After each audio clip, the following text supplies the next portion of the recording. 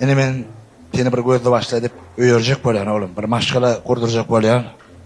Men seň üçin ýürekde gowurýan bir gatnaşýan dostumyň gyýdyny geldik etme oğlum.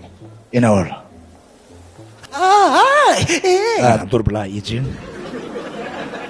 Ene oğlum. O beter o. Ol kim nereden taptı onu kaka? Oğlum. 150 kilogram materyalini ayırsana yoğursun. Oğlum. Beylesine uğrayda kaka gayret et. Oğlum dinle bir daha düşün oğlum. Sen şu gıyda öýlenmeli oğlum. Düşünýän mi? Yok kaka. Sliş ne pap. Men öz söýgülim var düşünýän mi kaka? O men söýýär, men onu söýýän. O katı kovjak et düşünýän mi? Bizim maşgalamyda gerek şok et. Bilýän mi? Oğlum dinle bir daha de. Söýgü diýilen zat ýok oğlum. Söýgü diýilen zat 96-njy ýylda gutardy. Sen öýlenen ýylyň mı?